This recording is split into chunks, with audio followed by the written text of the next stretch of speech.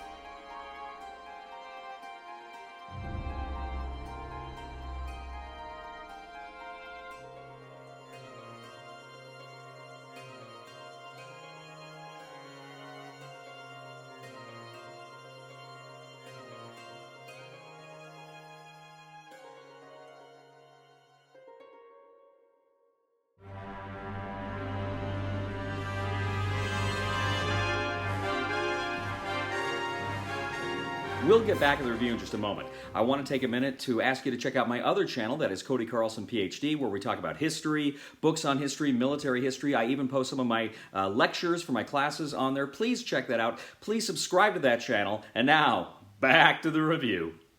In a guest/jest of Robin Hood from GMT Games, two players take on the roles of Robin Hood as he attempts to rob from the rich and give to the poor, and of course that kooky Sheriff of Nottingham who's eager to put him in his place. The game board is a map of Nottingham with the surrounding parishes and forests. On the side of the game board, you have a track that goes from order to justice. Robin Hood, of course, wants justice, while the Sheriff of Nottingham desires order. Now, at the beginning of the game, various units are going to be placed on the board, and the Robin Hood unit is going to be face down among his merry men, so the sheriff player does not know exactly which unit on the board is Robin Hood and which is just one of his merry men. The Robin Hood player will, of course, at any time be able to look at any of his units to determine where Robin Hood is. The sheriff will be able to have a number of guards throughout the parishes, and you will have in all the parishes, you will essentially have a token which says whether that is submissive, meaning it's loyal to the sheriff or at least willing to go with the sheriff, or it's in revolt, meaning they support Robin Hood rising against the sheriff. Now, this is essentially a coin game, a two-player irregular warfare game. And so down on the right hand, you have the kind of the player order box, and you have different spots where the sheriff and Robin Hood are going to place their tokens. Now, you can do one of three things on your turn. Now, first of all, you're actually going to draw an event card. And this event card is usually going to have some kind of event that will help Robin Hood, and then another event that will help the sheriff.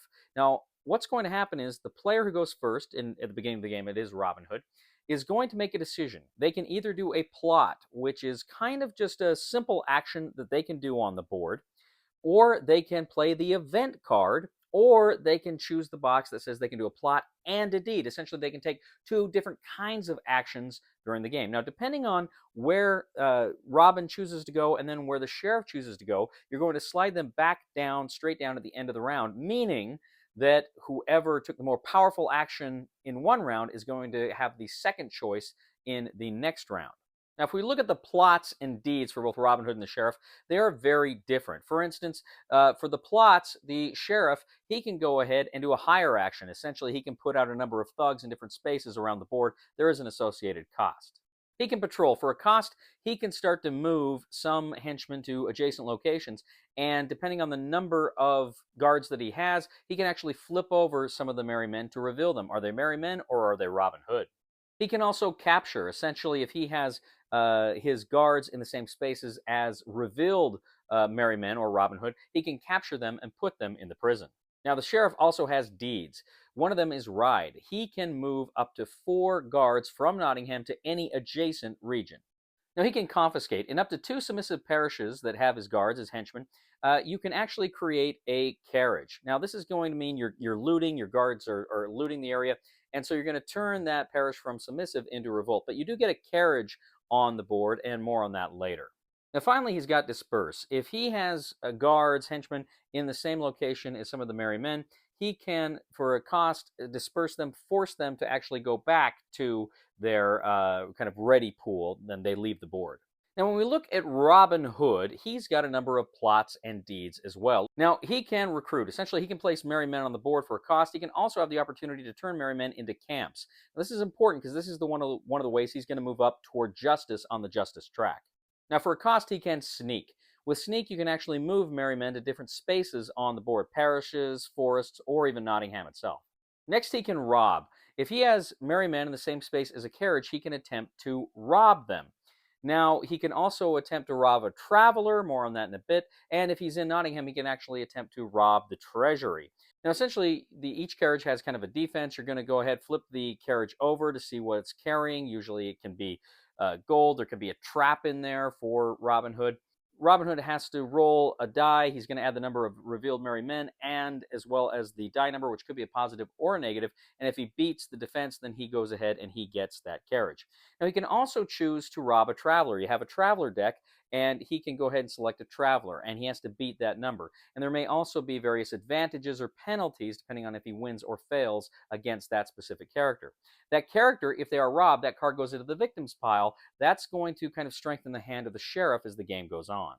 Now, Robbin has a number of deeds that he can also do, including Turncoat.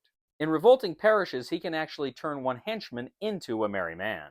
He can also attempt to donate for a cost, and depending on if he's got people there, he can turn a submissive parish into a revolting parish. He can attempt to swashbuckle. Essentially, he can move revealed merry men and Robin Hood into different locations, and then he can flip them over. If he's in prison, he can actually free him from prison, but he has to be revealed in a space adjacent to Nottingham. Now, he can also inspire. If Robin is hidden, he can reveal himself and turn the parish to revolting. If it's already revolting, he can go ahead and move the royal favor track up one space toward justice. Now, every time you reveal an event card, all of the carriages will move a number of spaces toward Nottingham. If ever those carriages arrive in Nottingham, then the sheriff will get what is ever printed on there, either gold or what have you, but he will also critically be able to move on the royal favor track toward order. Now, also, because of the way that the deck is constructed, the event deck is constructed at the beginning of the game, every few turns you're going to have kind of the unrest phase. Depending on the number of parishes that are either submissive or revolting, the sheriff or the Robin Hood will be able to move up or down on the royal favor track. Robin Hood is going to be gaining shillings for every camp he's got on the board. He can also engage in one rob action for free at this time, and half of the merry men rounded down in prison will be able to go to Robin's available pool. The sheriff will gain 1 shilling for every submissive space on the board, and he will remove half rounded down of all of his henchmen from the board to his available pile. In any spaces where henchmen outnumber merry men, that parish will become submissive. There'll be a redeployment. Both the merry men and the henchmen will have to be kind of redeployed around the board according to certain rules. Finally, you're going to have reset. Essentially, you're going to take all of the discarded travelers, shuffle them back into the traveler deck, not the victim's deck. You are then going to set Robin Hood at first eligible and the sheriff at second eligible in the turn order track, and then you're going to draw the next event card for the next round. So players are going back and forth. They are engaging in either the plot action, the card event action, or the plots and deeds action. Robin Hood is robbing the various carriages or travelers. He is trying to get the various parishes to go and revolt. The sheriff is trying to get those carriages to Nottingham safely. He is trying to put down the revolts, get submissives, capture Robin Hood and the other merry men, and they are all attempting to move up or down to justice or order on the royal favor track. Now, during every unrest round, there is the possibility that one side or the other will win if the royal favor track is in one of the extreme high or low spaces of the order or the justice track. If they are there at that time, that person wins automatically. Otherwise, if the King Richard Returns card is drawn, then wherever that track is on justice or order, whichever side of the royal favor track it is, that player wins. A Gest of Robin Hood. All right, so first of all, I'm relatively new to coin games. The only other coin games I played the British Way, which I really liked a lot, and Vijaya Nagara, which I also like, which I'm told is more coin adjacent, not pure coin. And I really liked them both. I really thought they were fun and interesting games. They were unique. I liked the the actions and the options and the things you had there, especially the British way where it was like 4 games in one. So I've really enjoyed this, and I've got a few other older coin games on my shelf that I really am waiting to play 4-player with, that I'm really excited to play.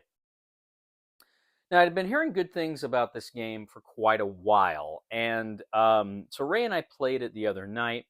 And first of all, the aesthetics of this game are beautiful. This game looks great. This is one of the, I think, the most beautiful GMT productions I've ever seen. I think one of the others is was it last year I played Banish the Snakes, which is also kind of medieval British Isles, Ireland in that case. Um, and so I don't know what it is when GMT makes games set in this time period. They just beautiful games. I think this game is gorgeous, gorgeous map, gorgeous artwork. Really, really like the aesthetic of this game. One of the best, really, I've seen GMT do. I really think this is one of the best looking games I've seen them produce, and that's saying a lot because they produce a lot of great looking games. Now, the game itself is interesting, and I really love that coin idea of you can choose a really powerful action and get a lot of stuff done this turn, but then you're kind of screwed on the next turn because you're essentially giving up your ability to make an important choice first on the next round. And that's going to be important because when that new card comes out, you don't know what it's going to be. You don't know how powerful that is going to help your enemy or could potentially help you. And so when those cards come out, if you've taken the plot and deeds action last turn, so you're second eligible, and you draw that card and it's an amazing card, you're like, oh, that's terrible. But that's a risk you take every turn. So I love that. It's a risk you take every turn. It's a great choice, a great tough choice every round of this game. Really like that. I think it's fun generally to, like I said, the various actions that both Robbin and the sheriff can take, the various plots, and then the various deeds, how these are different actions, but they're very important. Each one does very important things, and you can only play them under certain circumstances. But there's always something to do, it seems like, right? Even when you kind of get screwed, you can always pass and get some money, right? And there will be times you want to do something and you don't have the money to pay for it. So I like the tough choices you're getting with where you are in the eligibility track. I like that, and then I like how that translates again when you take those plots and deeds into the various options that you have there. That's really fun. I really like too the whole robbing aspect of this game is a lot of fun. It's because Robbin is really kind of pushing his luck every time, and the sheriff when he's putting the carriages out, he's sweating that because especially if he's got kind of those high value carriages, he desperately wants them to get back to Nottingham. And of course, they follow the tracks, they follow the paths. There's opportunities to put a bridge to kind of make them get there faster. That you're sweating that every time, whether you're Robbin or the sheriff, you really are sweating it. You don't know what that die roll is going to be. You've got a more powerful die you're going to roll in forests and a less powerful die in the parishes, and so that's really cool. I really like the way they did that quite a bit. I also like too the traveler cards when they come up, and that gives Robbin other options and other surprises, sometimes nasty surprises, and sometimes the event cards will kind of manipulate the traveler deck too, so that you can put more dangerous enemies in there to confront Robbin if you're the sheriff. That's really a lot of fun as well. I like too how it's a tug of war, right? You go back to Twilight Struggle. That game's a tug of war for victory points. I really like tug of war, victory point tug of war games generally, and it does it very well here, right? And the various things you can do to increase your chances. Again, a fantastic job, I think it does. So to say this game is fun is a bit of an understatement. This game is really, really good and really a lot of fun. In fact, I'll say this right now: if it weren't for Dune War for Arrakis, I'd be looking at this at my game of the year. And in fact, it kind of reminds me of Dune or War of Arrakis in the way that you're playing this asymmetrical two-player game. But it's fantastic. It's absolutely fantastic. I love a Gest of Robin Hood, whatever it is. I wish I knew how to pronounce it. I'm sure someone will tell me in the comments. This is like going to go down as probably in my top 5 GMT games of all time. And I could see this being I could see it potentially cracking my top 10 of all time. I'd have to really think about that. Almost certainly in my top 20 of all time. I really like this game a lot. I think it is absolutely great, fantastic. Um, I could go on and on, but I'd just be rambling. This is a wonderful two-player game. It's thinky. There's a great puzzle here for both sides, and it's got great moments. It's got great story. It's got great moments. It's beautiful. Recommendation for the discriminating gamer for a Gest of Robin Hood is buy it. Thank you once again for joining us today on The Discriminating Gamer. As always, we ask you to please leave a comment for us on YouTube, on Board Game Geek, on our Facebook page, or on thediscriminatinggamer.com. We'd ask you to please like us on Facebook, subscribe to us on YouTube, and follow us on Twitter. I'd also ask you to check out my other channel, that is Cody Carlson, PhD, where we talk about military history and books on history, fun things like that.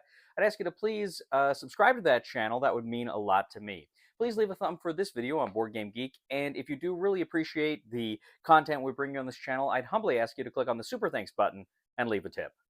Where did Robin Hood buy his flowers? At the Sherwood florist. Please somebody help me on my feet again. And I don't know where I'm going, and I don't know where I've been. Please somebody help me on the solid ground. It's a long time, and I'll be dying. Once a year I wind up in the band. I cannot wait for the next Michael Bay Transformers movie. It's because I have terrible taste and I'm a horrible human being. Have you seen those movies?